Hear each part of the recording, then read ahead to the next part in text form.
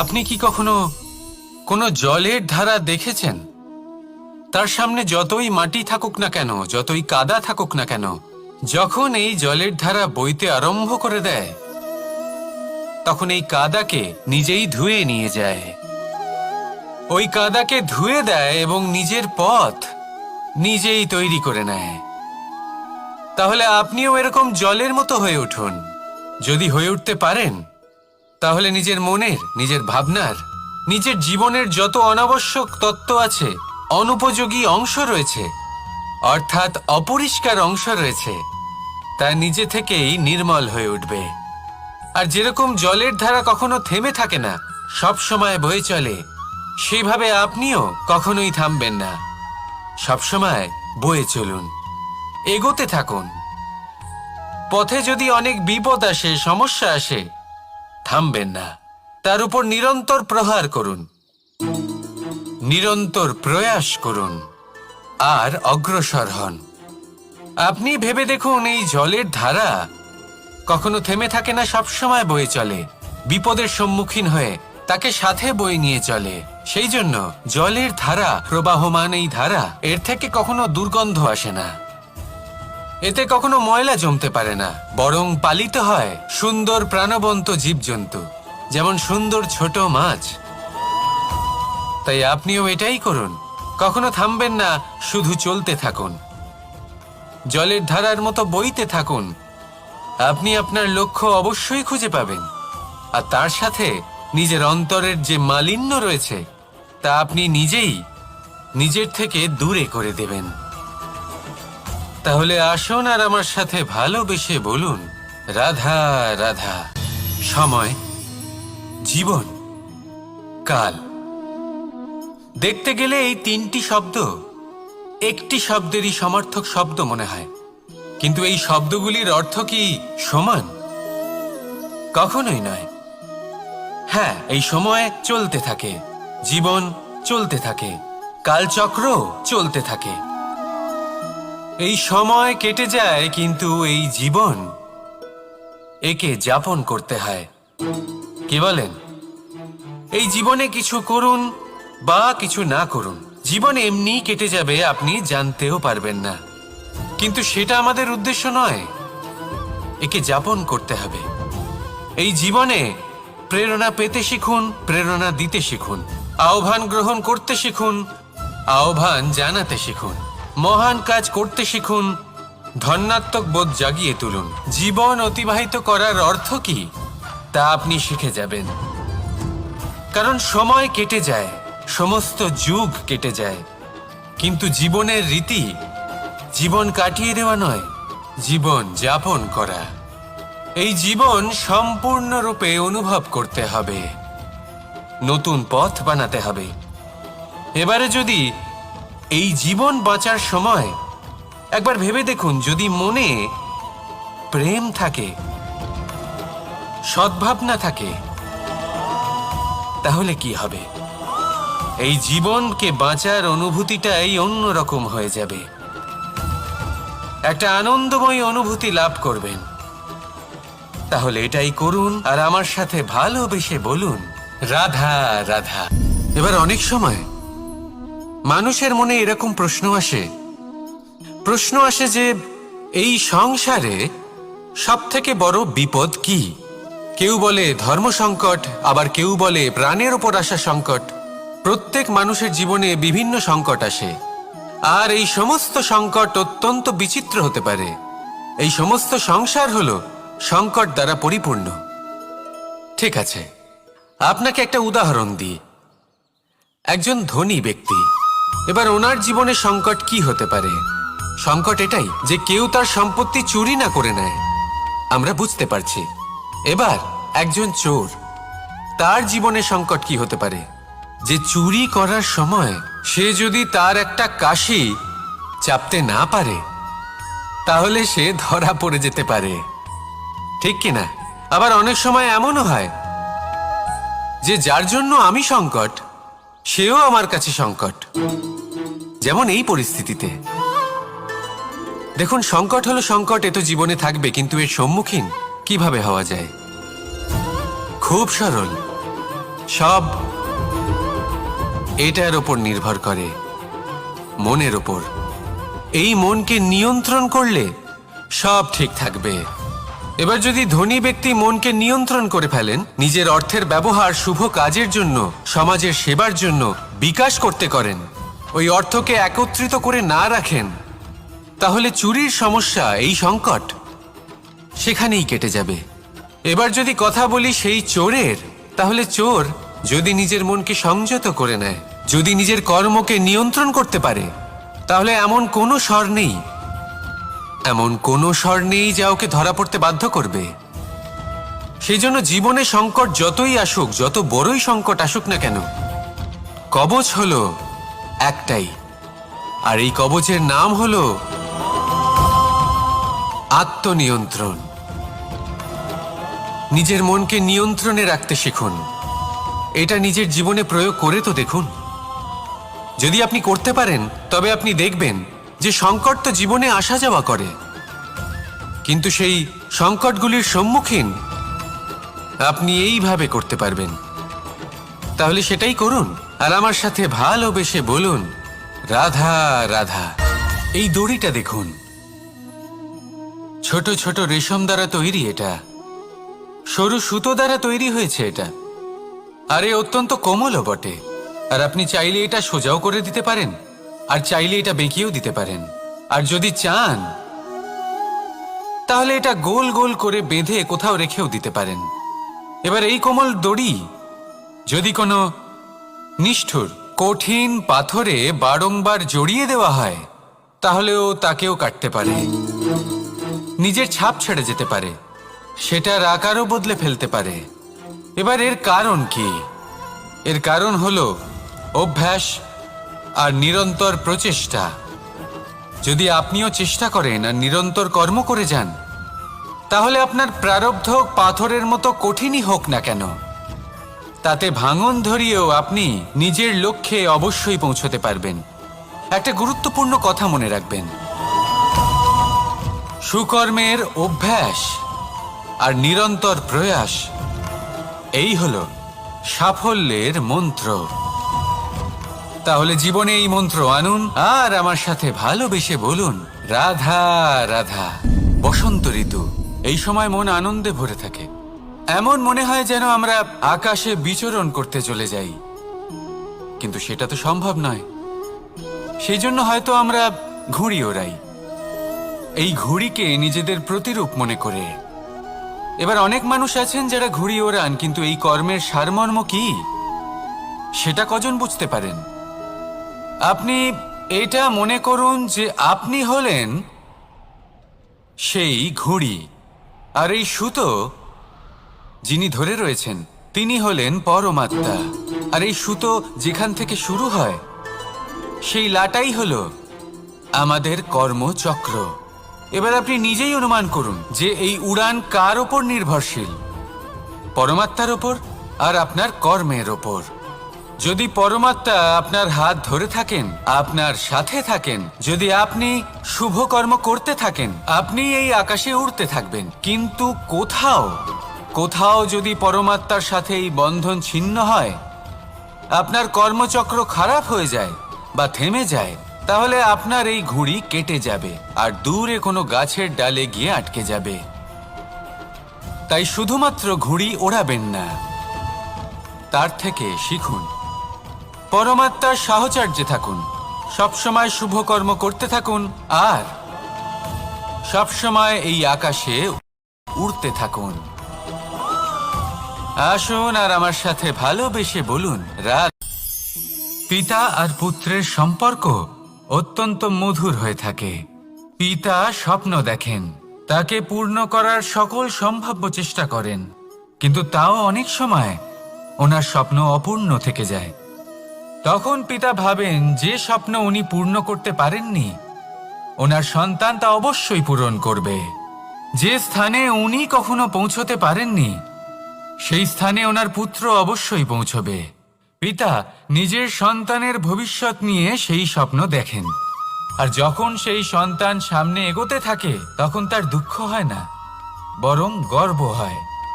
ওনার ভালো লাগে এটা দেখে যে ওনার সন্তান অনেক উন্নতি করছে। কিন্তু যখন সন্তান নিজের অভিভাবকের শক্তি দেখে, তার যশ দেখে হিংসা করতে থাকে, সমস্যা সেইখানেই শুরু হয়।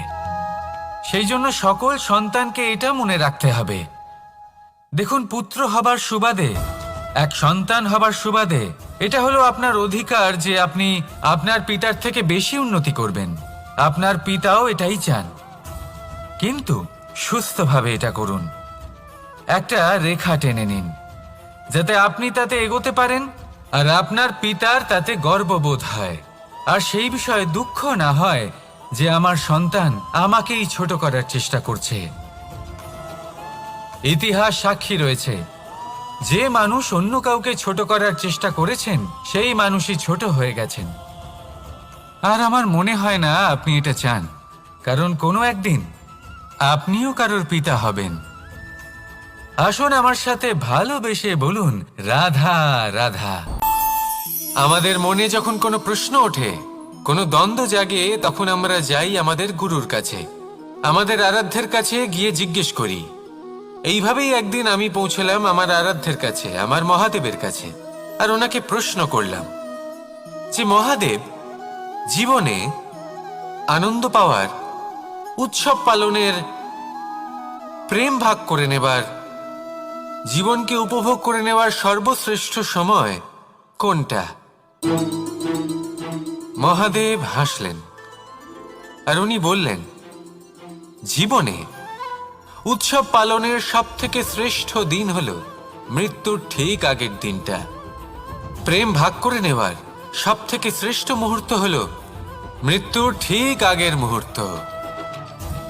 জীবনকে উপভোগ করে নেওয়ার সর্বশ্রেষ্ঠ প্রহর হলো মৃত্যুর এক প্রহর পূর্বে।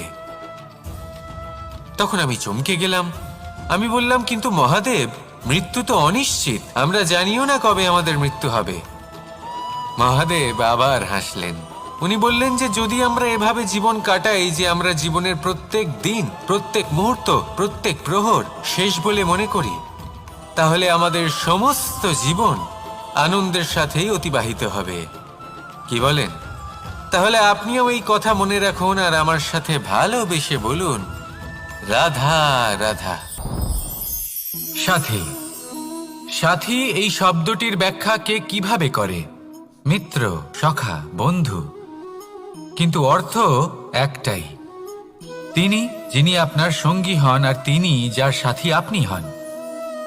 এবার সব থেকে বড় প্রশ্ন হলো এটাই যে তিনি কে হতে পারেন যাকে আপনি আপনার সাথী বলে মেনে নিতে পারেন, নিজের সখা, নিজের মিত্র, নিজের বন্ধু মেনে নিতে পারেন। আপনার সাথী হলেন তিনি যিনি দুঃখের সময় আপনার পাশে থাকবেন, আপনার হাত ধরে থাকবেন। আপনার সাথী হলেন তিনি যার হাত আপনি নিজের সুখের দিনে ধরে থাকবেন। সেই সাথীরই হাত ধরুন যিনি দুঃখে সবসময় আপনাকে সাহায্য করার জন্য তৎপর হয়ে থাকেন, আপনার পাশে থাকেন, আর যাকে সুখের দিনে আপনি আপনার সাথে রাখতে পারেন। আর যখন আপনার সাথে আপনার এই সাথী থাকবে, তখন আপনি এটা বুঝবেন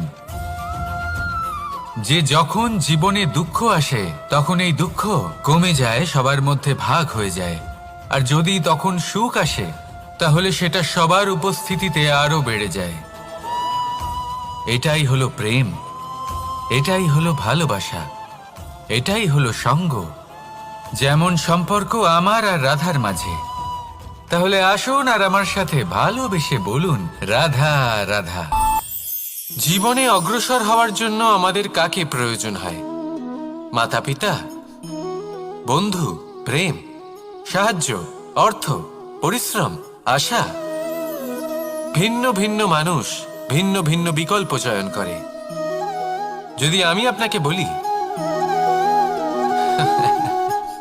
তাহলে জয় আর পরাজয়ের মন্ত্র দুটো শব্দের উপর নির্ভর করে, মেনে নেওয়া আর দৃঢ় হওয়া। যদি মেনে নেন তাহলে হেরে যাবেন, যদি দৃঢ় হন তাহলে নিশ্চিত রূপে জয়ী হবেন। যদি কখনো আপনি ক্লান্ত হয়ে ওঠেন, আপনি দুঃখী হন, পুরোপুরি ভেঙে পড়েছেন, তখন মেনে নেবেন না যে আপনি ভেঙে পড়েছেন, নয়তো হেরে যাবেন। তখন উল্টে স্থির করবেন যে যাই হয়ে যাক না কেন আমি জয়ী হবই। আর আপনি দেখবেন যে জয় নিশ্চিত রূপে আপনার কাছেই আসবে। তাহলে এই কথা মনে রাখবেন আর আমার সাথে ভালোবেসে বলবেন, রাধা রাধা। মানুষের জীবনে দুই ধরনের আবেগ থাকে যা চিরকাল তার সাথে বসবাস করে। প্রথম, স্বপ্ন। দ্বিতীয়, অজুহাত। মানুষ হাজার হাজার স্বপ্ন দেখতে পারে। আমাকে এই কাজ করতে হবে, আমাকে ওখানে ঘুরতে যেতে হবে, আমায় জীবনে এই অসম্ভব কাজ বাস্তবায়িত করে দেখাতে হবে, আদি ইত্যাদি। এবার ঠিক যেমন স্বপ্ন দেখেন সেইভাবে অজুহাতও খুঁজে নিয়ে আসেন। আমি এই স্বপ্ন পূরণ করতে পারলাম না, কারণ আমাকে কেউ সাহায্যই করলো না, কারণ আমি দুর্বল হয়ে পড়েছিলাম, কারণ আমার কাছে সময়ই ছিল না, আদি ইত্যাদি। এবার সাফল্য এবং অসফলতার মাঝখানে এই ধরনের সংঘর্ষ হতে থাকে। সাফল্য তখন লাভ করা সম্ভব যখন আপনার স্বপ্ন আপনার অজুহাতের থেকে অনেক বড় হয়, আর অসফলতা তখন পাবেন যখন আপনার অজুহাত আপনার স্বপ্নের থেকে অনেক বড় হয়। আপনি যদি সাফল্য লাভ করতে চান তাহলে চেষ্টা করতে থাকুন, পরিশ্রম করুন। যদি অসফল হন তাহলে ভয়ভীত হওয়ার কোনো প্রয়োজন নেই। নিজের ভুল বুঝুন, তাকে শুধরে নিন, আবার চেষ্টা করুন। কিন্তু যদি নিজের জীবনে অজুহাত নিয়ে আসেন তখন স্বপ্ন কখনো পূরণ হবে না। আসুন আমার সাথে ভালোবেসে বলুন, রাধা রাধা। এই সংসারের সব থেকে কঠোর ধাতুর মধ্যে একটি হলো লোহা। লোহা দিয়ে আমরা অনেক অস্ত্র শস্ত্র লাভ করি, অনেক বস্তুও লাভ করি। এবার এই লোহাকে কাটার জন্য, একে কোনো আকার দেওয়ার জন্য কি প্রয়োগ করতে হয়? লোহা। এবার এই কথাটা আমরা সকলেই জানি যে লোহার দ্বারাই লোহাকে কাটতে হয়। এবার এই কথা আমি আপনাকে কেন বলছি? এরপরে খুব বড় একটা প্রশ্ন আসে যা খুব বড় শিক্ষা দিয়ে যায়। এটা কেন হয় যে আমরা একটা লোহা দিয়ে একটা লোহাতে আঘাত করছি, কিন্তু যে লোহা দ্বারা আঘাত করছি তার আকার বদলাচ্ছে না, যার ওপর প্রহার করছি তার আকার বদলাচ্ছে? এতে পার্থক্যটা কোথায়? পার্থক্য হলো তাপমাত্রার। দেখুন, যে লোহাকে আমরা কাটতে চাই তার তাপমাত্রা বাড়াতে হয়, তাকে গরম করতে হয়। আর যে লোহা দ্বারা আমরা আঘাত করতে চলেছি সেই লোহা আমাদের ঠান্ডা রাখতে হয়।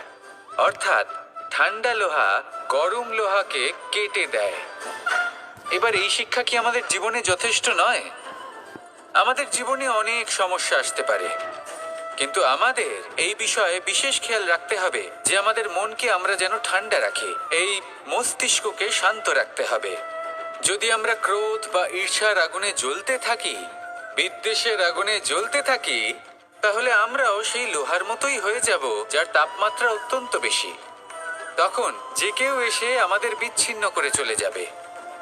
মনে রাখবেন, যিনি যত বেশি স্থির বুদ্ধির অধিকারী, যিনি হলেন সব থেকে বেশি শান্ত, তিনি হলেন সব থেকে বেশি বলশালী।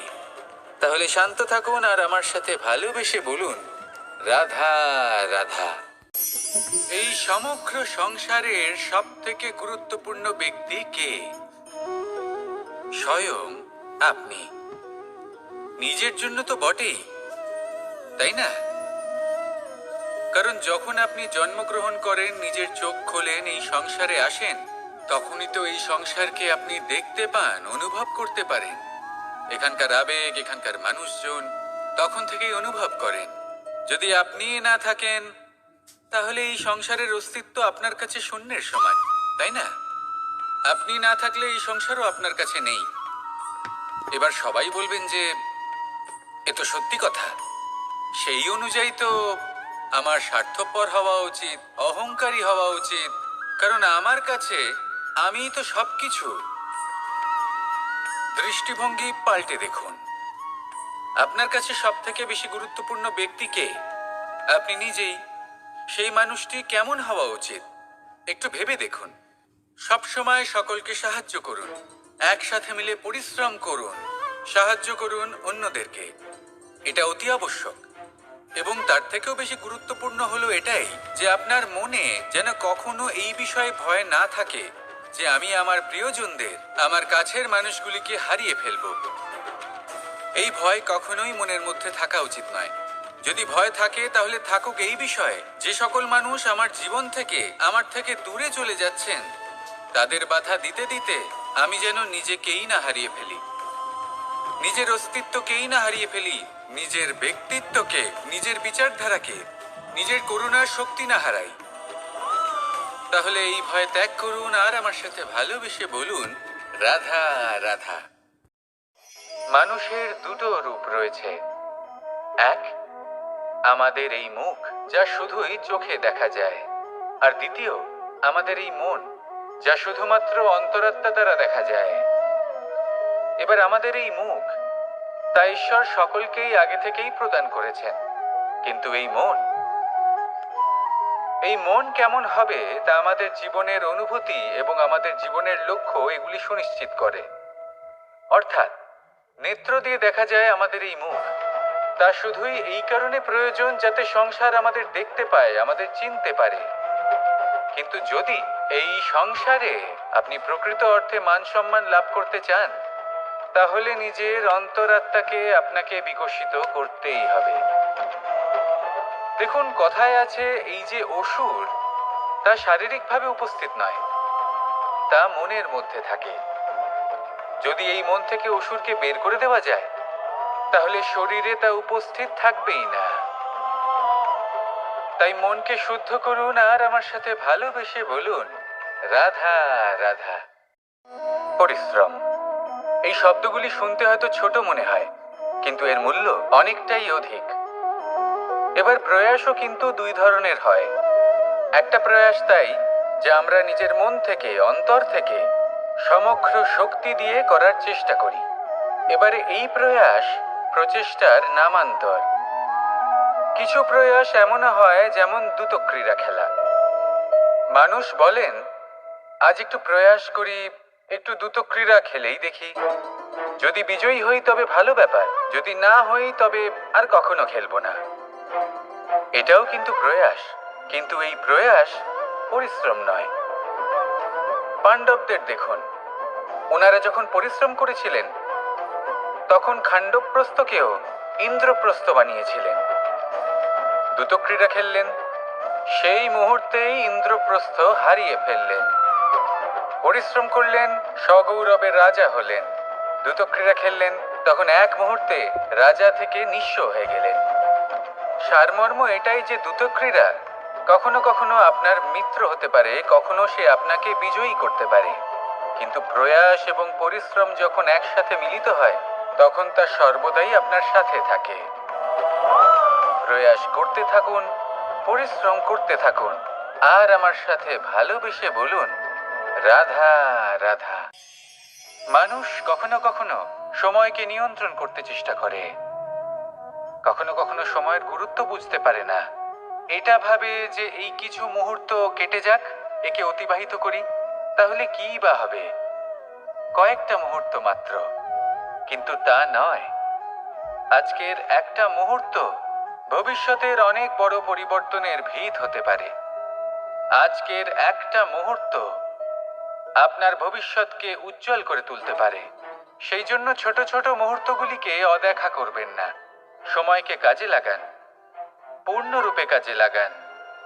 এবার যদি আপনি কাউকে সাহায্য করতে চান আর সেই কারণেই যদি থেমে থাকেন, তাহলে ঠিক আছে, কারণ আপনি কাউকে সাহায্য করে তার জীবনকে আরো ভালো করে তুলতে চাইছেন, আরো শ্রেষ্ঠ করতে চাইছেন।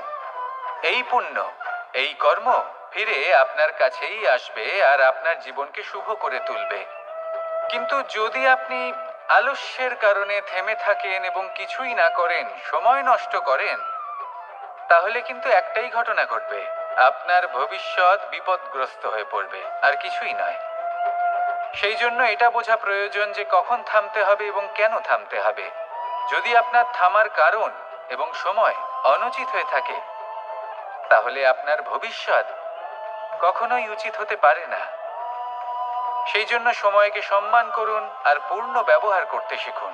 আর আমার সাথে ভালোবেসে বলুন, রাধা রাধা। জীবনে সবসময় সেটা হয় না যা আমরা চাই, তেমন ভাবে হয় না যেমন ভাবে আমরা চাই। এবার তাতে আমরা দুঃখ পাই, নিরাশ হয়ে পড়ি, ভাগ্যকে দোষ দিই অথবা অন্য কাউকে বা নিজেকে। কিন্তু সত্যটা কি সেটা আমাদের জানতে হবে। এই সংসার নির্মিত হয়েছে পাহাড় দ্বারা এবং পাথর দ্বারা। তাই প্রত্যেক স্থানে ছোট ছোট ছোট ছোট নুড়ি পাথর তো অবশ্যই থাকবে। এগুলো এড়িয়ে যাওয়া সম্ভব নয়, আর এই কথাটা আমরা সকলে জানি। এবার এইভাবেই আমাদের জীবনে নানান রকমের সমস্যা লেগেই থাকে। এর হাত থেকে কোনোভাবেই নিস্তার পাওয়া সম্ভব নয়। একটা সমস্যা এড়াতে যান, দ্বিতীয় চলে আসবে, দ্বিতীয় সমস্যা এড়াতে যান, তৃতীয় চলে আসবে। কিন্তু সমস্যা জীবনে থাকবেই, আর আপনাকে সাহায্য করার জন্যই থাকবে কোনো না কোনো রূপে। আপনার চারপাশে পাথর আছে, এটা আপনার উপর নির্ভরশীল আপনি কি করবেন, কোন পথে অগ্রসর হবেন এবং কিভাবে অগ্রসর হবেন। এবার দেখুন, এটা তো সবসময় সম্ভব নয় যে আপনার পদতলে ফুলের চাদর থাকবে, এটা তো অসম্ভব। সেই জন্য উচিত এটাই হবে যে আপনি পাদুকা পরিধান করে জীবনে অগ্রসর হন। এর সারমর্ম এটাই, যখনই জীবনে সমস্যা আসবে দৃঢ় হয়ে সম্মুখীন হন এবং এটা বোঝার চেষ্টা করুন যে এই সমস্যা জীবনে কেন এলো, কি শিক্ষা দিয়ে গেল। আপনার মধ্যে দোষ অবশ্যই থাকবে, তাকে গুণে পরিবর্তিত করুন। এই জীবন আরো বেশি সহজ সরল হবে এবং প্রসন্ন হয়ে বলবে, রাধা রাধা। অনেক মানুষ আমাকে এসে বলেন যে কানাই, তোমার কথাগুলি তো আর কি বা বলি, তোমার কথা কি থেকে কি করে ফেলতে পারে, অসম্ভবকে সম্ভব করে ফেলতে পারে। এত শক্তি তোমার কথাতেই রয়েছে, তো অন্য কিছু করার কোনো প্রয়োজনই কোথায়? এবার ওনারা এই কথাটা বুঝতে পারেন না যে জ্ঞান শুধুমাত্র শব্দের সমন্বয় মাত্র। কিন্তু এর অর্থ কি সেটা জানার জন্য অনুভব করা প্রয়োজনীয়, সেই পথে চলা প্রয়োজনীয়। এই অভিজ্ঞতাই আপনাকে অর্থ বুঝিয়ে দেবে। ঠিক যেমন তুমি কর্ম করতে থাকো, ফলের চিন্তা করো না, এটা শুধুই শব্দ। এর সারমর্মটা কি, এর অর্থ কি সেটা বোঝার জন্য সেই পথে আপনাকে অগ্রসর হতেই হবে, সেটা যাপন করতে হবে, কর্ম করতে হবে নিরন্তর। এটা ভাবলে হবে না যে আমি কি আমার কর্মের ফল আদৌ পাবো কিনা, তবেই আপনি এই কথার অর্থ বুঝতে পারবেন। কখনো ভেবে দেখবেন, আমাদের বাড়িতে যারা জ্যেষ্ঠ আছেন, বড় আছেন, আমরা তাদের পুজো করি, তাদের সেবা করি, আমরা তাদের চরণ স্পর্শ করি। কেন? কারণ ওনাদের কাছে আমাদের থেকে অনেক বেশি জীবনের অভিজ্ঞতা থাকে। জীবনে শুধুমাত্র জ্ঞান শোনাটা প্রয়োজনীয় নয়, তা বুঝতে পারা প্রয়োজনীয়। তা যদি যাপন করেন তবেই অভিজ্ঞতা হবে, তবেই প্রকৃত অর্থ বুঝতে পারবেন। তাহলে জ্ঞান শুধু শুনবেন না, বুঝুন, তাকে আচরণে আনুন এবং আমার সাথে ভালোবেসে বলুন, রাধা রাধা। কখনো কোনো বাগানের কোনো বৃক্ষকে দেখেছেন যেখানে সুগন্ধি ফুল থাকে, রসালো ফল থাকে? তখন মন প্রফুল্ল হয়ে ওঠে, মন থেকে সেই বৃক্ষের প্রতি ভালোবাসা জন্মায়। কিন্তু যিনি বাগানের মালিক, শুধুমাত্র তিনিই জানেন যে কিভাবে এই বৃক্ষকে আগলে রাখতে হয়, কিভাবে তার পরিচর্যা করলে এতে সুন্দর সুগন্ধি ফুল হবে, রসালো ফল হবে।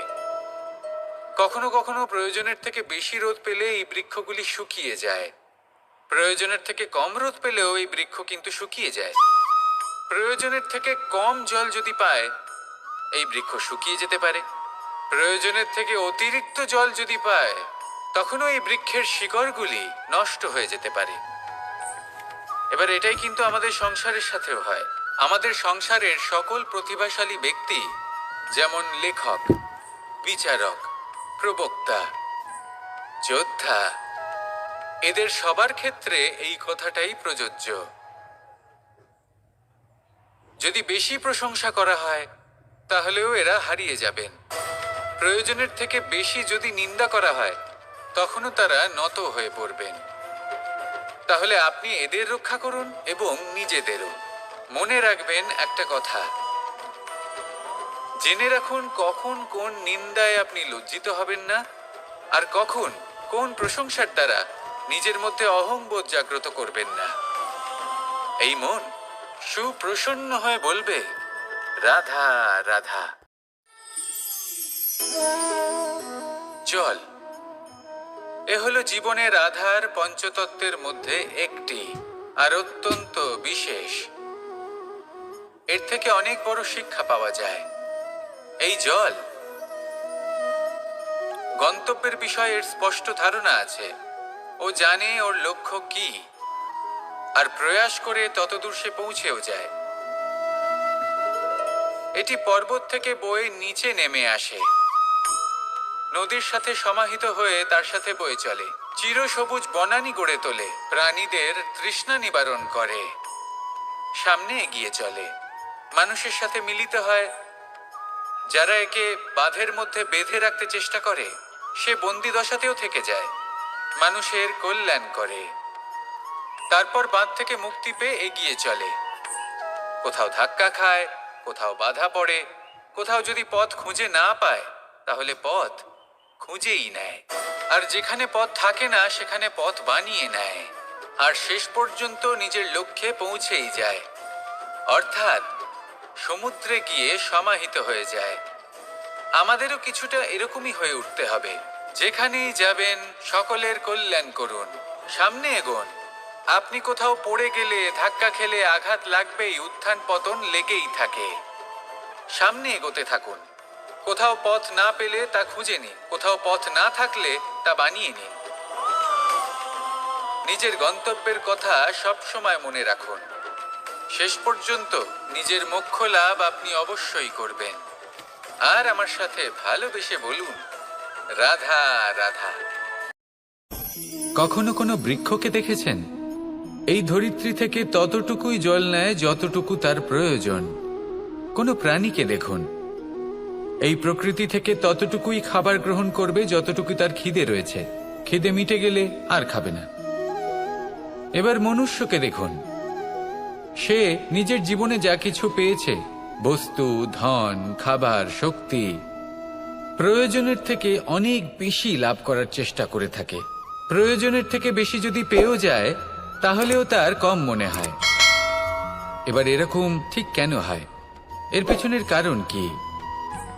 কারণ হলো লোভ। লোভের আগুন কিছু এমন হয়, যদি মানুষের মনে একবার প্রজ্বলিত হয় তাহলে শুধু বাড়তেই থাকে। ততক্ষণ বাড়বে যতক্ষণ না আপনি নিজে তাকে বাধা দিচ্ছেন। তবে এই লোভের আগুন নিয়ন্ত্রণ করা সম্ভব। পরিমিতিবোধ, পরিমিতিবোধের চিন্তা। আপনাকে শুধু নিজেকে একটা সরল প্রশ্ন করতে হবে।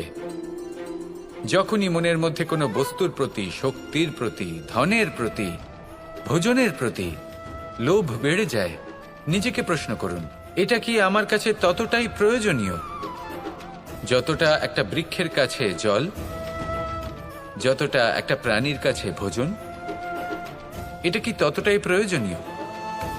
যদি উত্তর না হয় তাহলে নিজেকে সেখানেই বাধা দিন, সেই ভাবনা সেখানেই ত্যাগ করুন, কারণ সেটাই হলো লোভ। ঠিক এইভাবেই প্রয়োজনীয়তার চিন্তা করে আস্তে আস্তে এই মন নির্লোভ হয়ে উঠবে, আর এই মন প্রসন্ন হয়ে বলবে, রাধা রাধা। আজ আমরা দুই ধরনের ব্যক্তির বিষয়ে কথা বলবো। প্রথম জন হলেন যে প্রয়োজনের থেকে অনেক বেশি পরিমাণ ধন উপার্জন করে থাকেন। তার কাছে ততটা ধন থাকে যতটা তার প্রয়োজনও নেই, তারপরেও আরো ধন উপার্জন করতে চেষ্টা করতে থাকেন। সকল সম্ভব চেষ্টা করেন, সকল সম্ভব কর্ম করেন, তা সে উচিত কর্ম হোক বা অনুচিত, তাতে তাদের কিছুই যায় আসে না। তারা শুধুই এই সংসারের সকল সুখ ভোগ করতে চান, সকল স্বাচ্ছন্দ্য লাভ করতে চান। আজীবন তারা প্রচেষ্টাই করতে থাকেন। এবার এই করতে গিয়ে তারা ভারাক্রান্ত হয়ে সমস্যার সম্মুখীন হন। এনাদের সমগ্র জীবন এই চেষ্টাতেই চলে যায়, জীবন যাপন করার বদলে। অন্যদিকে আরেকজন ব্যক্তি, যিনি জানেন তার প্রয়োজন কতটুকু, আর শুধুমাত্র সেই পরিমাণ ধন অর্জন করেন। তার থেকে বেশি একটুও নয়। উনি যদি দুবেলা খেতে পান, মাথা গোজার ঠাঁই পেয়ে যান, সেটাই পর্যাপ্ত।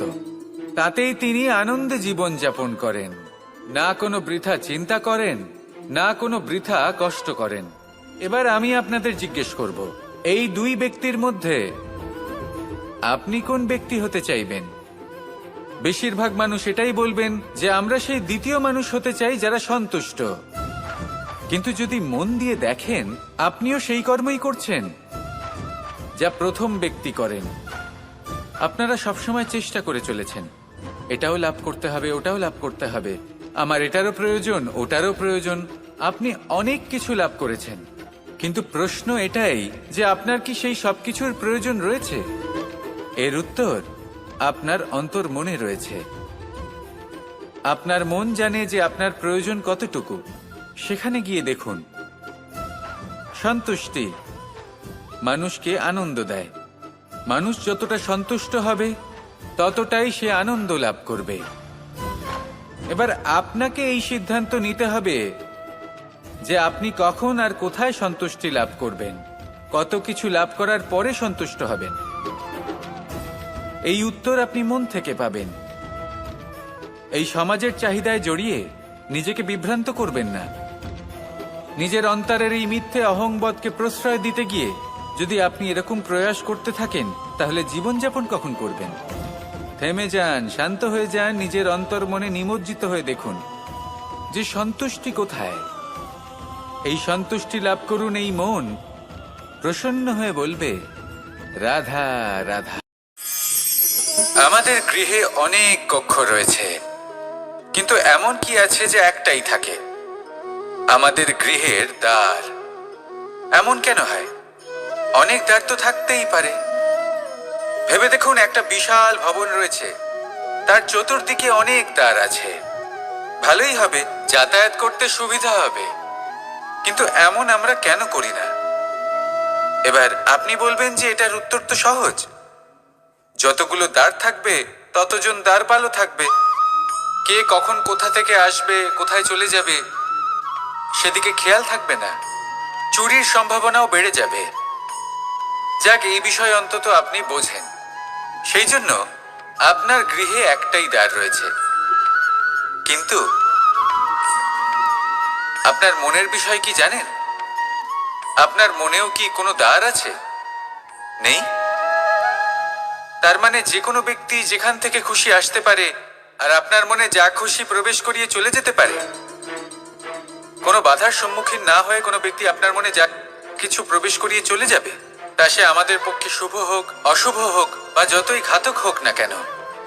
সেই ভাবনা হতে পারে বাসনাময়, ক্রোধে পরিপূর্ণ, মতভেদে পরিপূর্ণ, বিদ্বেষ বা অহংকারে পরিপূর্ণ, বা কোনো ব্যর্থ ভাবনা হতে পারে। বিশ্বের যে কোনো ভাবনা মনে এসে বসবাস করতে পারে। এবার মনে যা ভাবনা থাকবে, মন সেটাই অনুভব করবে। নেতিবাচক ভাবনা যদি মনে ঘর করে, মন সুখ অনুভব কি করে করবে? সেই জন্য আবশ্যক হলো মনের মাঝে ইতিবাচক সত্তার দ্বার গড়ে তোলা। অর্থাৎ কোনো ভাবনা যদি আসে এবং ইতিবাচক হয়, তাহলে তাকে মনে প্রবেশ করতে দিন। যদি তা আপনাকে আর্থিক, সামাজিক, পারিবারিক, আধ্যাত্মিক লাভ দেয়, তাহলে তাকে প্রবেশ করতে দিন। যদি না দেয়, যদি তা নেতিবাচক ভাবনা হয়, তাকে দ্বার থেকেই আবার ফিরিয়ে দিন। যত শুভ চিন্তায় থাকবে এই মন, ততই শুভ হবে আপনার জীবন। আর এই মন সুপ্রসন্ন হয়ে বলবে, রাধা রাধা। অহংকার এ হলো ছোট একটা শব্দ, কিন্তু এর প্রভাব অত্যন্ত বৃহৎ হয়ে থাকে।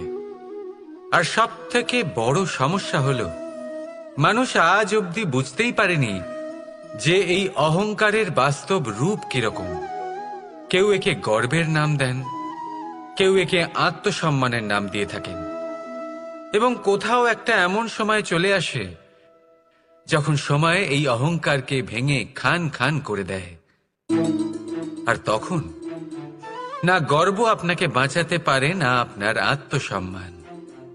এখন যদি আপনাকে উদাহরণ দিই, তাহলে যেখানে আপনি বসে আছেন সেই ঘরেই ওপরে তাকান, সেই ছাদের দিকে। যদি এই ছাদ অহংকার করতে থাকে যে দেখো আমি তো সব থেকে উঁচু জায়গায় আছি, আমার চেয়ে ওপরে আর কেউ নেই। আমি এই ঘরে থাকা সমস্ত ব্যক্তিকে ছায়া প্রদান করি। যদি এই অহংকার এসে যায় তাহলে কি? একবার ভেবে দেখুন, যদি পরের দিন তার উপর আরো একটা তলা বানিয়ে দেওয়া হয় তাহলে কি? এই ছাদ, যার নিজের উঁচু হবার অহংকার ছিল, যে সব থেকে ওপরে ছিল, সে এবার পায়ের তলায় চলে এসছে। এটাই হয়ে থাকে। মনে কখনোই অহংকার পোষণ করবেন না। যদি মনের মধ্যে কিছু রাখতে চান তাহলে প্রেমের ভাব রাখুন, স্নেহ রাখুন। এই অহংকারকে আপনি যা ইচ্ছে নাম দিন, গর্ব হোক, আত্মসম্মান হোক, এর দ্বারা আপনার কোনোভাবেই কোনো লাভ হবে না। তাহলে এই অহংকারকে ত্যাগ করুন আর আমার সাথে ভালোবেসে বলুন, রাধা রাধা। ভগবান, প্রত্যেক কঠিন পরিস্থিতিতে এই নামই আছে যা আমাদের উপায় দিয়ে থাকে। ব্যক্তি যান, ভগবানের পুজো করেন, আরাধনা করেন, ব্রত পালন করেন, মন্দিরে যান, পুজো পাঠ করেন, ভগবানকে জাগিয়ে তোলেন। আর তারপর শুরু হয় সমস্ত প্রশ্ন। হে ভগবান, আমার সাথে এরকম কেন হচ্ছে? কেন আমারই জীবনে এত দুঃখ আছে? আমি কিভাবে এর সম্মুখীন হব? আমাকে কেন এত কষ্ট ভোগ করতে হচ্ছে? হে ভগবান, আমি কি করব? আমাকে সাহায্য করুন, কোনো রাস্তা দেখান।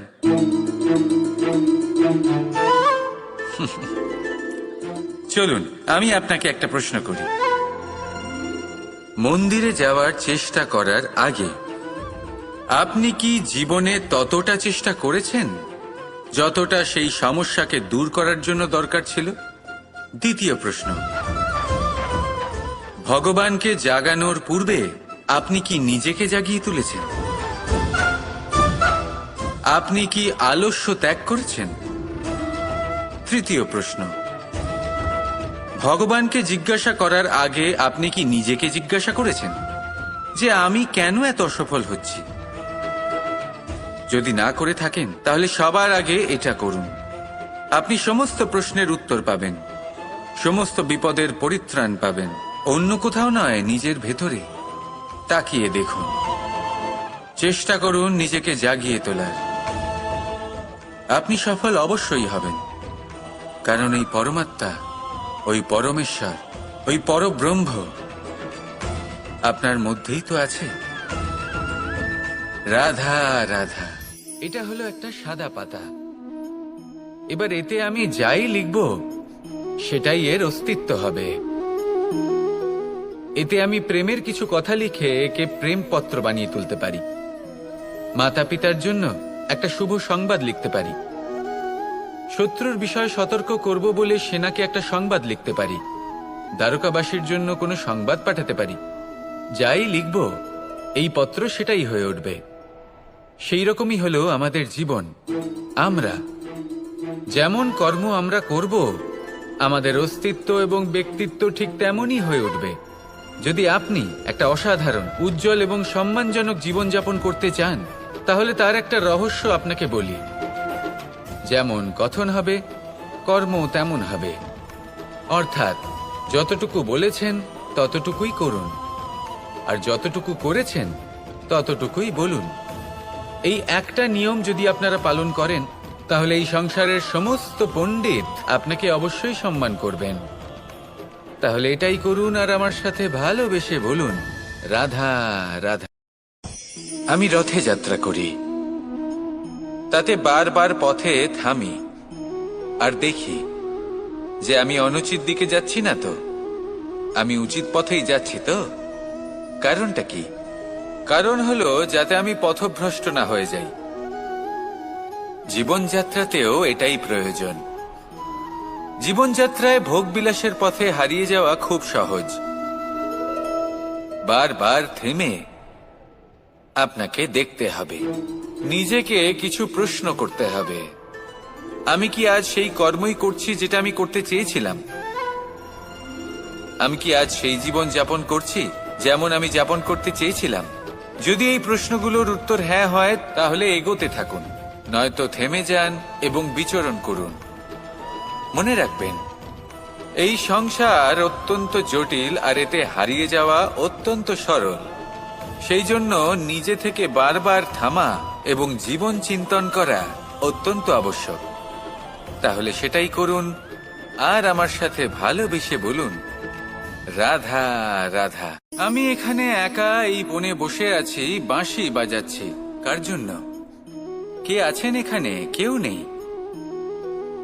আমার প্রজা, আমার রাজ্য, আমার পরিবার আমার থেকে অনেক দূরে আছেন। আমি এখানে একা এই বনে বসে এই আকাশের এই রঙের, গাছের এই সব ফলের, মাটির সুবাসের আনন্দ উপভোগ করছি। কেন? আমি হলাম দ্বারকাধীশ। এমন কি রাজকীয় বা ভৌতিক সুখ রয়েছে যে আমি ওখানে পেতে পারি না? সবকিছুই পেতে পারি, তাও এখানে বনে একা বসে আছি। কোন সুখ খুঁজে চলেছি? একা থাকার সুখ। আমরা প্রত্যেকদিন অনেক মানুষের সাথে, চিন্তাধারার সাথে, কর্মের সাথে, পরিস্থিতির সাথে, সুখ দুঃখের দ্বারা বেষ্টিত থাকি। জীবনের এই চক্রে আমরা জড়িয়ে পড়তে থাকি। যতই আমরা এই সমস্যার সমাধান করি, আমরা ততই এতে জড়িয়ে পড়ি। আমরা এতটাই জড়িয়ে পড়ি যে যখন আমরা আয়নায় নিজেদের দেখি, তখন আমরা নিজেদের চিনতেই পারি না। এমন মনে হয় যেন আমরা নিজেদের হারিয়ে ফেলেছি।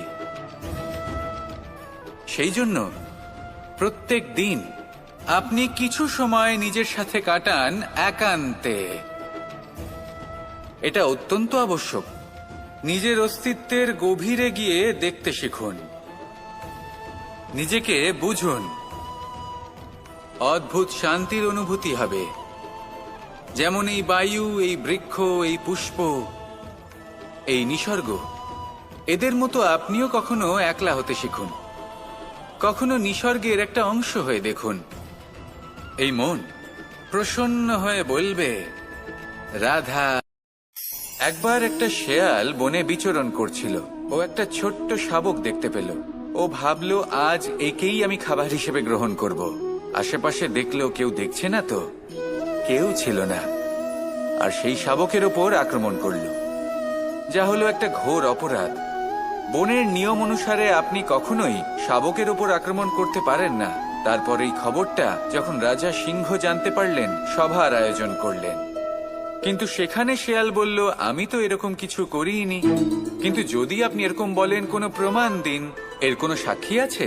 তখন রাজা সিংহ পেঁচাকে ডেকে পাঠালেন, যে সেই মুহূর্তে বৃক্ষের শাখার ওপর বসেছিল। সে সব কিছু দেখেছিল।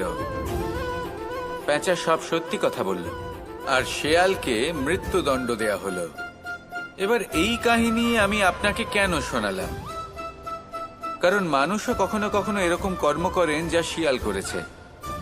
এটা ভাবেন, কেউ দেখছে না যখন, আমি অনুচিত কর্ম করতেই পারি। কিন্তু না, আপনি যাই করুন না কেন, কেউ না কেউ অবশ্যই তা দেখছে। কোনো ব্যক্তি না হলেও কোনো প্রাণী, না হলে কোনো যক্ষ বা দেব বা প্রেত। যদি এনারা কেউ না দেখেন, তাহলে ধরিত্রী মাতা দেখেন, যেখানে দাঁড়িয়ে আপনি সেই কর্ম করছেন, তাই না? তাই একটা কথা সবসময় মনে রাখবেন, কে দেখছেন কে দেখছেন না সেই বিষয়ে ভাবা ছেড়ে দিন। এটা খুব সহজ কথা। আপনি যদি উচিত কর্ম করেন, উচিত ফল পাবেন। যদি অনুচিত কর্ম করেন, তাহলে আপনি অনুচিত ফল অবশ্যই পাবেন। সেই জন্য উচিত পথে চলতে থাকুন, উচিত কর্ম করতে থাকুন, আর আমার সাথে ভালোবেসে বলুন, রাধা রাধা। বাহ, পুষ্পের সুবাস আমার খুব ভালো লাগে। অত্যন্ত সুন্দর হয় এই পুষ্প। এইভাবে চারিদিকে পুষ্প দেখে মন আনন্দিত হয়ে ওঠে। এবার আপনারা ভেবে দেখুন, আমার চারিদিকে পুষ্প নয়, আগুন আছে। তাহলে কি হবে? আমার শরীর কি জ্বলে যাবে না? অবশ্যই জ্বলবে। শরীরকে কি আগুনের তাপ সহ্য করতে হবে না? অবশ্যই সহ্য করতে হবে। এটাই হলো প্রকৃতির নিয়ম। এই নিয়ম কিন্তু আমরা সবাই জানি, কিন্তু আমাদের মধ্যে বেশিরভাগ মানুষ এই বিভ্রান্তি নিয়ে বাঁচি যে এই যে প্রকৃতির নিয়ম, তা আমার ওপর প্রযোজ্য নয়। তা কিন্তু নয়। আমাদের চতুর্দিকে এই যে নিসর্গ রয়েছে, আমরা তার কতটা ক্ষতি করি সেটা একবার ভেবে দেখুন। আমরা বনাঞ্চল জ্বালিয়ে দিই, বায়ু দূষিত করি, জল দূষিত করি, প্রাণীদের হত্যা আমরা করি। কেন?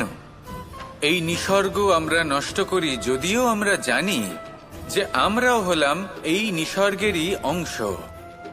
এবার দেখুন, শরীরের কোনো অংশে যদি আগুন ধরান, আস্তে আস্তে সমস্ত শরীরও জ্বলে যাবে। সেইভাবেই নিসর্গ যদি নষ্ট হয়ে যায়, তাহলে মনুষ্য জাতিও নষ্ট হয়ে যাবে। তাই এই যে নিসর্গ আপনি দেখছেন, এই পুষ্প, এই বৃক্ষ, বায়ু, জল, এদের সকলকে রক্ষা করুন, নষ্ট নয়। মনে রাখবেন, যদি নিসর্গ থাকে মানুষ থাকবে, যদি নিসর্গ থাকে তাহলেই জীবন থাকবে। আসুন আমার সাথে ভালোবেসে বলুন, রাধা রাধা।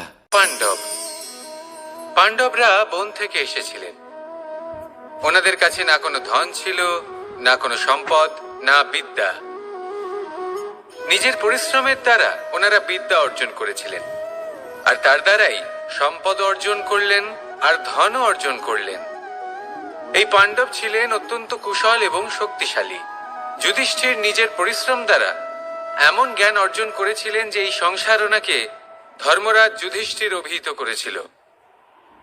দেখতে গেলে পাণ্ডবদের কাছে সবকিছুই ছিল, কিন্তু যখন বিষয় এলো আরো ধন লাভ করার, তখন যুধিষ্ঠির, যিনি পাণ্ডবদের মধ্যে জ্যেষ্ঠ, তিনি সকল পাণ্ডবদের সাথে দ্যুতক্রীড়ায় অংশগ্রহণ করে ফেললেন। এর ফলে না শুধু ধনলক্ষ্মী, ধর্মলক্ষ্মী, বিবেক লক্ষ্মীকেও হারালেন, আর শুধু তাই নয়, নিজের গৃহলক্ষ্মী দ্রৌপদীকেও হারিয়ে ফেললেন। এর কারণ কি? ভুলে গেলেন খুব সহজ একটা কথা, এই সংসারে সম্মান এবং সাফল্য দুটোই পরিশ্রমের দ্বারা লাভ করতে হয়। কিন্তু দ্রুতক্রীড়ার এই খেলা আমাদের ভাগ্যের উপর নির্ভরশীল। এই সংসারে দুটি পথ রয়েছে। একটা পথ যেখানে কর্ম এবং পরিশ্রমের দ্বারা আপনি নিজের পথ নিজেই রচনা করতে পারবেন, আর দ্বিতীয় পথ হলো যেখানে এই ভাগ্য এক মুহূর্তে আপনাকে শিখরেও পৌঁছে দিতে পারে, আবার ধূলিসাৎ করে দিতে পারে। আপনি কোন পথ বাছবেন, সেই চয়ন আপনারই। আসুন আর আমার সাথে ভালোবেসে বলুন, রাধা রাধা। কোনো এক সময়ের ঘটনা এটা। মা এবং বাবা হাটে গিয়েছিলেন, তখন আমি আর দাদা গিয়েছিলাম গরু চড়াতে। আমরা বাড়ি ফিরে এলাম, আর মা সেই সময় একটা কাজ করতেন। যখনই হাটে যেতেন, দরজা তালা বন্ধ করে যেতেন। উনি খুব ভালো করে জানতেন যে যদি ওনার এই মাখন চোর সঠিক সময়ে পৌঁছে যায়, তাহলে এক ফোঁটাও মাখন আর অবশিষ্ট থাকবে না। এবার ঘটনা কিছুটা এরকম হলো যে মা আর বাবা মাঝে মাঝে হাটে যেতেন, তাই মাঝে মাঝেই দরজা তালা বন্ধ করতে হতো। যখন মা আর বাবা ফিরে এলেন, তখন বাবা ভুলে গিয়েছিলেন যে এই চাবির গোছা থেকে ঠিক কোন চাবিটা দরজার তালা খোলার জন্য উপযোগী। উনি চেষ্টা করতে শুরু করে দিলেন। একটার পর একটা চাবি দিয়ে উনি চেষ্টা করতে থাকলেন, কিন্তু সেই দরজার তালা তো খুলতেই চাইছিল না। ওনার মাথা থেকে ঘাম পড়তে শুরু করলো। তখন মা বললেন যে তালা ভেঙে দেওয়া যাক। মা চলে গেলেন, আর বাবা বললেন, না না দাঁড়াও, আর কিছু চাবি বাকি আছে, এটা হয়তো খুলতে পারবো। মা হাতুড়ি নিয়ে চলে এলেন সেই তালা ভাঙার জন্য, আর তখনই বাবা শেষ চাবিটা প্রয়োগ করলেন, আর দরজার তালা খুলে গেল। যদি উনি চেষ্টা না করতেন, তাহলে এই তালাটাও ভেঙে যেত আর চাবিটাও নষ্ট হয়ে যেত, ঠিক কিনা? এবার এই ঘটনাটা আমি দেখেছিলাম, আর আমার মনে হলো যে কখনো কখনো এই চাবির গোছার মধ্যে থেকে শেষ চাবিটাও কিন্তু জীবনের দরজা খুলে দিতে পারে। সেজন্য আপনি যদি জীবনে সাফল্য লাভ করতে চেষ্টা করেন, নিজের লক্ষ্যে পৌঁছতে চান, তাহলে হার মানবেন না। হয়তো দেখবেন আপনার পরবর্তী প্রচেষ্টা বা এই অন্তিম প্রচেষ্টা আপনাকে সাফল্যের পথে নিয়ে গেল। তাই নিরন্তর প্রচেষ্টা করতে থাকুন, জীবনে সাফল্য লাভ করুন। যজ্ঞের আগুনকে শুভ বলে মনে করা হয়, আর সেখানেই চিতার আগুনকে অশুভ মনে করা হয়। এমনটা কেন হয়? এখানে বিষয়টা হলো লক্ষ্য, বিচার এবং সঙ্গের। যখন আমরা যজ্ঞ করি, তখন আমাদের লক্ষ্য কি হয়? পরিবেশকে আরো পবিত্র করে তোলা, ইতিবাচক করে তোলা। আমাদের লক্ষ্য শুভ হয়। তারপরে আসে বিচার, এই পরিস্থিতিতে সেই বিচার হলো অগ্নি। স্ফুলিঙ্গ থেকে তীব্র আকার ধারণ করে সমস্ত কাঠকে পুড়িয়ে দেয় এবং সুগন্ধ ছড়িয়ে দেয়। অর্থাৎ যদি আপনার লক্ষ্য শুভ হয় তাহলে তার নিজেই শুভ বিচারধারাকে আমন্ত্রণ জানায়। এই শুভ বিচার তখনই আসবে যখন আপনার সংকল্প শুভ হবে। অন্যদিকে হলো চিতার আগুন। এর লক্ষ্য কি? একটা দেহকে পরধামে পৌঁছে দেওয়া। সবার শেষে সবকিছু আপনার উপরে নির্ভরশীল যে আপনি কোনটা চয়ন করতে চান। আপনার লক্ষ্য যদি শুভ হয় তাহলে আপনার বিচার এবং সঙ্গতি আর তার পরিণাম সবই শুভ হবে। আসুন আর আমার সাথে ভালোবেসে বলুন, রাধা রাধা। এই সংসারের প্রত্যেক বস্তুর, প্রত্যেক পরিস্থিতির, প্রত্যেক আবেগের দুটি দিক আছে। এর মধ্যে পার্থক্য করা সম্ভব শুধুমাত্র দৃষ্টিভঙ্গির দ্বারা। যদি কোনো ব্যক্তি পর্বত শিখরে দাঁড়িয়ে থাকেন তাহলে উনি এটাই দেখতে পাবেন যে এই জলের ধারা সমুদ্রের দিকে বয়ে চলেছে। আরেক ব্যক্তি যিনি সমুদ্রের কাছে দাঁড়িয়ে আছেন তার এটাই মনে হবে যে এই জলের ধারা সমুদ্রের দিকে আসছে। এখানে বিষয়টা হলো দৃষ্টিভঙ্গির, আর এটাই সময়ের সাথেও হয়ে থাকে। অনেক সময় মানুষ চিন্তিত হয়ে পড়েন, ত্রস্ত হয়ে পড়েন যে তার কাছে হয়তো খুব কম সময় আছে, তাতে তিনি অনেক কিছুই করতে পারবেন না, আর একটু সময় থাকলে খুব ভালো হতো। তিনি এইভাবেও ভাবতে পারেন যে অল্প হলেও সময় বাকি তো রয়েছে, অর্থাৎ যা অবশিষ্ট আছে তাকে সংরক্ষণও করা সম্ভব, তাতে জীবন যাপনও করা সম্ভব। আর এটা নির্ভর করছে আপনার উপর। তাই দৃষ্টিভঙ্গি ইতিবাচক রাখুন। জীবনে দুই ধরনের আবেগ রয়েছে যার কোনো মূল্য নেই। আমার কথার অর্থ এটা নয় যে এদের কোনো গুরুত্ব নেই, গুরুত্ব যথেষ্টই রয়েছে, শুধু এদের জন্য আপনাকে কোনো মূল্য দিতে হয় না। প্রথম আবেগ হলো আনন্দ, প্রসন্নতা। এটা আপনি যে কোনো জায়গায় খুঁজে পেতে পারেন যদি আপনি খুঁজে পেতে চান। আপনি কোনো পুষ্পের সৌন্দর্য দেখে প্রসন্ন হতে পারেন। বায়ুর কারণে যখন একটি বৃক্ষ শিহরিত হয় সেটা দেখে আপনি প্রসন্ন হতে পারেন। একটা ছোট্ট শিশুর কলরব শুনেও আপনি প্রসন্ন হতে পারেন। একটা ক্রন্দনরত বালককে হাসিয়ে আপনি প্রসন্ন হতে পারেন। সবকিছু আপনার উপর নির্ভরশীল। সেখানে আরেকটি আবেগ হলো দুশ্চিন্তা। মানুষ বড়ই দুশ্চিন্তা করতে থাকে। আজ আমি এই কাজ করেছি, সেই বিষয়ে চিন্তা। আজ আমি এই কাজ করতে পারিনি, সেই বিষয়ে চিন্তা। কাল আমাকে এই কাজ করতে হবে, সেই নিয়ে চিন্তা। আমি কি সেই কাজটা করতে পারবো, সেই বিষয়েও দুশ্চিন্তা। চিন্তা সর্বত্র রয়েছে, যার জন্য মূল্য দিতে হয় না। যত চান আপনি একত্রিত করতে পারেন। একটা গুরুত্বপূর্ণ কথা মনে রাখবেন, প্রসন্নতা জীবনের একটা নতুন সূত্রপাত। সেখানে দুশ্চিন্তা হলো জীবনের চিতার সমান। এবার এই দুটি আবেগ হলো মূল্যহীন, দুটোই আপনার সামনে আছে। কোনটা চয়ন করবেন আপনি, দুশ্চিন্তা নাকি প্রসন্নতা? সিদ্ধান্ত আপনারই। আসুন আর আমার সাথে ভালোবেসে বলুন, রাধা রাধা। ধন, সম্পত্তি, এগুলো আসলে কি? এগুলো শুধু সেই মূল্য যার দ্বারা আমরা কোনো কিছু অর্জন করতে পারি। এবার এই ধনের দ্বারা এই সংসারে অনেক কিছু লাভ করা সম্ভব, কিন্তু সেই সব কিছুই শুধুমাত্র ভৌতিক বস্তুই হবে, ভৌতিক সামগ্রী, ভৌতিক সুবিধা। অর্থাৎ আপনার কাছে যতই ধন থাকুক তা আপনাকে শান্তির ঘুম এনে দিতে পারবে না, আপনাকে জীবনের বাস্তব সুখের অনুভূতি লাভ করাতে পারবে না, কারণ এগুলো ভৌতিক ধন। এই ভৌতিক বস্তুই অর্জন করাতে সক্ষম। বাস্তবিক ধন কি? যদি এই প্রশ্ন আপনার মনে আসে তাহলে তার উত্তর আমি আপনাকে দেব একটা উদাহরণের মাধ্যমে। কখনো আপনি শুনে থাকবেন যে একজন পিতা আজীবন অনিষ্ট করেন, অনর্থ করেন, খারাপ কাজ করেন শুধু ধন অর্জনের জন্য। তিনি ভাবেন যে আমি ধন অর্জন করব আর নিজের সন্তানকে একটা উজ্জ্বল ভবিষ্যৎ প্রদান করব, একটা সুখ স্বাচ্ছন্দ্যময় জীবন দান করব। এবার সন্তান যখন জন্ম লাভ করে তখন সে ভাগ্যের জোরে সেই ধন ভোগ করে। যেরকম সে পায় সেরকমই তার ব্যবহার সে করে।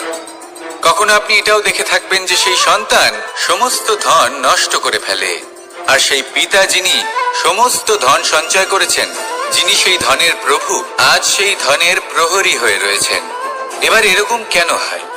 এরকম তখনই হয় যখন সেই পিতা বুঝতেই পারেন না যে তার জীবনের আসল ধন কি। সেই আসল ধন তার সন্তানকে সে দিতেই পারে না। যদি পিতা তার সন্তানকে কর্মের জ্ঞান দিতে পারেন, উচিত কোনটা অনুচিত কোনটা সেই শিক্ষা দিতে পারেন, সংস্কারের প্রকৃত শিক্ষা দিতে পারেন, তবে সেটা ধনের থেকে অনেক বেশি গুরুত্বপূর্ণ। এটাই হলো জীবনের বাস্তব ধন। আপনি সেই কথা তো অবশ্যই শুনে থাকবেন, কুসন্তান হলে ধন সঞ্চয় করে কি হবে, সুসন্তান হলে ধন সঞ্চয় করে কি হবে। সন্তান যদি কুপুত্র হয় তাহলে সব নষ্ট করে ফেলবে, আর সন্তান যদি সুপুত্র হয় তাহলে ধন থাকুক না থাকুক সে নিজেই কর্মের পথে অগ্রসর হয়ে ধন অর্জন করবে আর নিজের জন্য এক উজ্জ্বল ভবিষ্যৎ গড়ে তুলবে। তাই সন্তানকে সম্পদ দেওয়ার আগে কর্মের জ্ঞান দান করুন, সুশিক্ষা দিন, কারণ এটাই হলো জীবনের প্রকৃত ধন। আসুন আর আমার সাথে ভালোবেসে বলুন, রাধা